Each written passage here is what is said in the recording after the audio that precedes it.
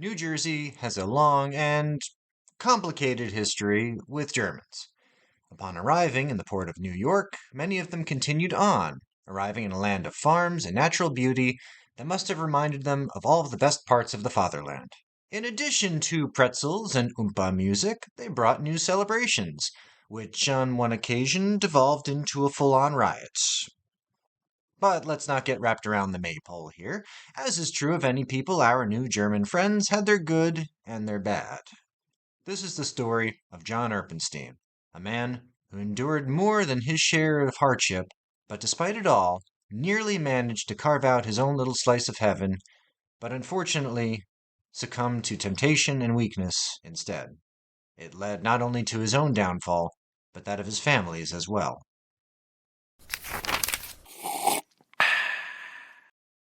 Welcome to Words and Coffee, where we discuss interesting history about the Garden State and enjoy a cup of small batch roasted goodness.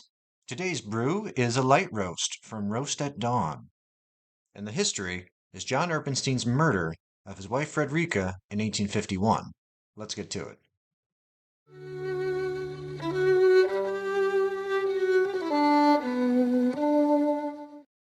This story is tragic for several reasons.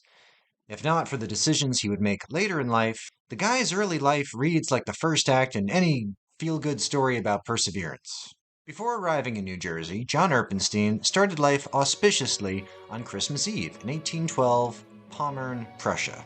At the ripe old age of 14, he left his impoverished family of 9 siblings and parents to find work, and did what chores he could to get by. Something of a recurring theme in John's story is his gradual disenchantment with the Catholic Church. While he liked the pomp and ceremony and thought the cloisters were beautiful, he also described seeing drunken priests, extortion of parishioners, and one claim from a friend who said that his sister had been murdered by a priest. Who knows? Eventually, Erpenstein found work as a tailor, and this became his career. 10 years went by, and he returned to visit his siblings and parents. However, upon arriving in town, he found that half the buildings had burned to the ground, and even his own mother didn't recognize him. To be fair, 10 years had passed, and he hadn't even written, so, understandably feeling unwelcome, he did not stay long, and did some traveling. Eventually, he landed in Merso-Friedland, German, and there he would meet his wife, Frederica Fritzigen. He saw her while she was working the church service, and they officially met the following day at a dance. Like him, she came from an impoverished family, and had likewise been driven from home. Finding in each other a sort of kindred spirit, they were engaged literally 2 days later. Which was the style at the time. And this is one of those events where you really want to root for the guy. After asking for her mother's consent to the marriage, Frederica's mother broke down in tears, lamenting that she had nothing for the dowry. To which Erpenstein replied, "I did not ask for money. I have 10 fingers and joyful courage." They were married on October 7th, 1835.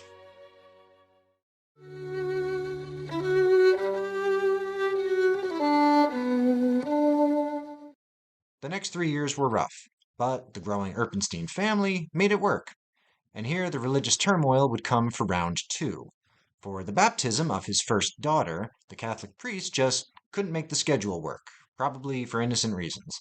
So Erpenstein opted for the Protestant service instead. However, when he then requested for his daughter to be added to the Catholic registry, Erpenstein claimed that he was summoned to appear in person, and when he did, he was physically assaulted by the priest.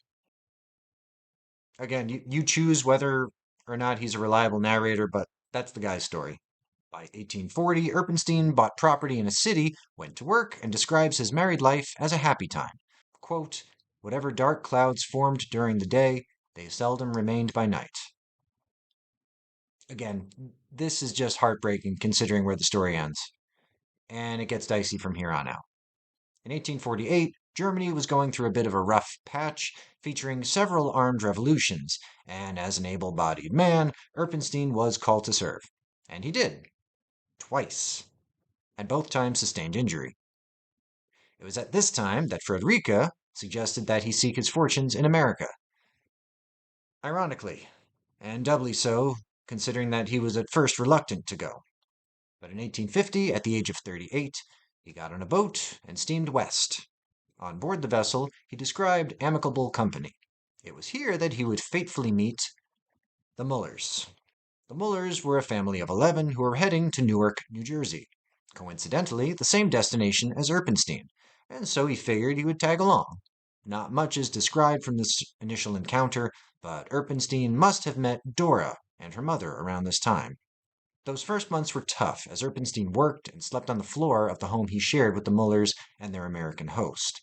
The man had one trade that he did really well, and so he got back to work making clothes. When he was able to scrape together his first $45 to send back to Frederica and the children, it was an indescribably proud moment for him. However, Frederica was having second thoughts about the whole long distance thing, and asked for her husband to return home, a request he denied. And next, we'll see why.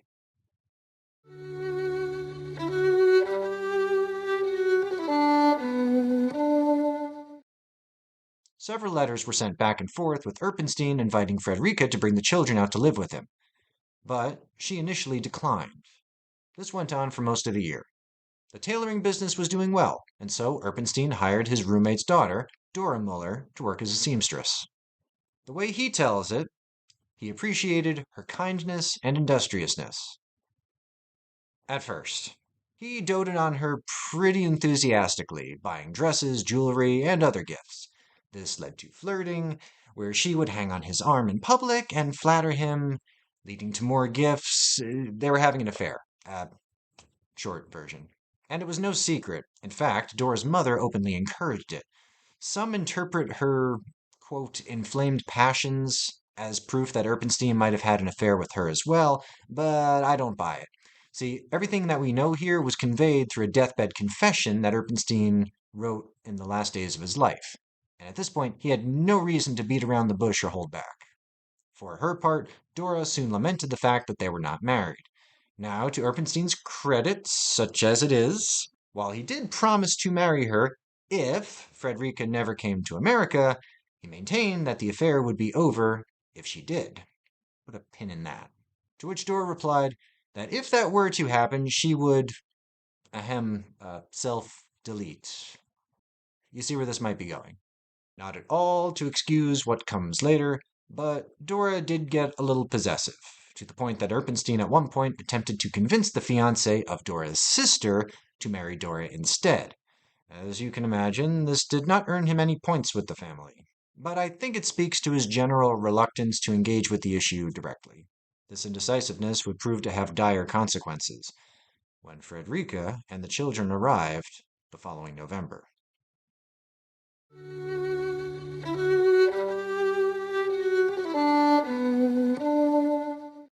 Erpenstein came home one day and received a message. His wife Frederica and their 3 children were waiting for him in the port of New York, just a few miles away. To say the least, this came as a surprise. Nonetheless, he describes it as a joyful reunion, not without tears, and they celebrated that evening with a nice supper. However, despite Erpenstein's claims that it would be over, Dora wasn't out of the picture yet, and it wasn't long before a mutual friend told Frederica about Madame's sidepiece. Things got worse when Dora repeatedly claimed to be pregnant and renewed her claims that she would unalive herself if Erpenstein didn't leave his wife. He describes this time as standing between 2 fires. Again, not excusing, just explaining. This went back and forth. Absolutely no one was happy in this situation, least of all Erpenstein himself. That's when he picked up a razor and went to the side yard, intending to remove himself from the equation permanently. However, at the last minute he stopped and thought of the word arsenic.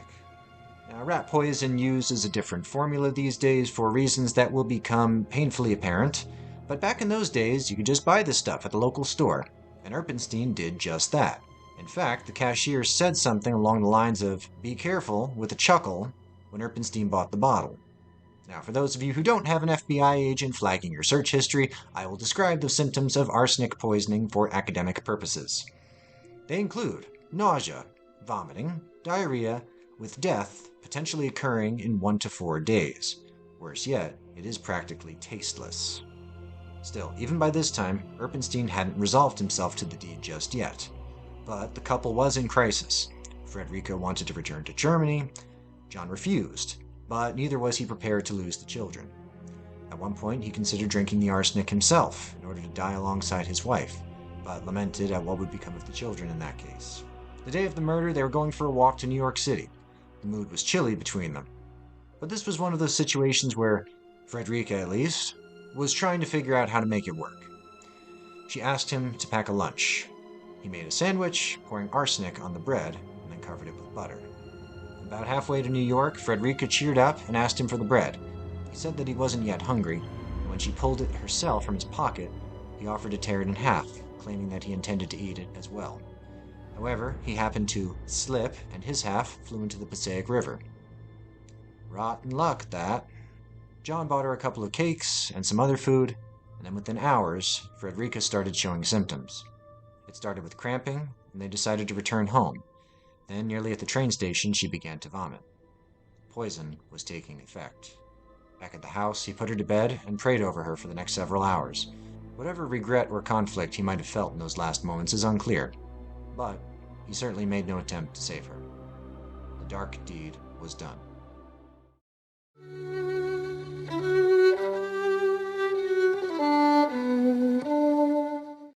Perhaps not surprisingly, it didn't take long for the authorities to pin the blame rightfully on Erpenstein. This was one of those anachronisms that I actually found interesting. It turns out that autopsies were a thing even in the 1850s, and to an extent they could determine cause of death with some accuracy.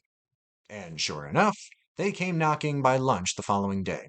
It turns out that when your affair is the talk of literally the entire neighborhood, and your otherwise hale and healthy wife suddenly turns ill and dies, quite conveniently, it does make the detective's job somewhat easier. Perhaps needless to say, the trial didn't take long to return a guilty verdict, and hanging was the sentence. Erpenstein was described as keeping his composure until the date was handed down, as if this made it real.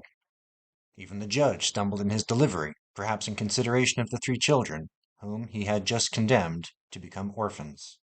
Quote, under the unholy influences of a controlling passion, stronger than the combined power of conjugal and paternal love, he destroyed his wife of his youth, jeopardized his soul, and away from his fatherland has cast his helpless and forlorn offspring desolate among strangers. And seriously, that actually hits me pretty hard. The case was remarkable in that it was the first time in New Jersey history that a man was condemned to die through a translator. Erpenstein spent the next 15 weeks in Newark jail, and the religious question would come up one more time. He asked the Catholic priests to pray with him, so that at least his soul might be forgiven. And after they prayed, he then asked if maybe they'd also be willing to appeal to the court on his behalf to save his earthly body as well, a request which they soundly denied, understandably. And then they refused to speak with him any further, so I gotta give it to the church on that one. This led Erpenstein to seek comfort with a Protestant priest. He recalls being so moved when the Reverend's wife provided him with a brand new Bible, that this fine lady was so kind to him, a lowly criminal, and so just prior to his death, he fully converted to Protestantism and dictated his confession to William Willis, a book which sold out immediately following his death. I couldn't learn much about what happened to the children in the long term. They were given over to the Reverend's wife, who agreed to find fine Christian homes for them, so I guess there's that at least. On March 30th, 1852, John Erpenstein climbed the gallows, and after a clean break, was declared dead.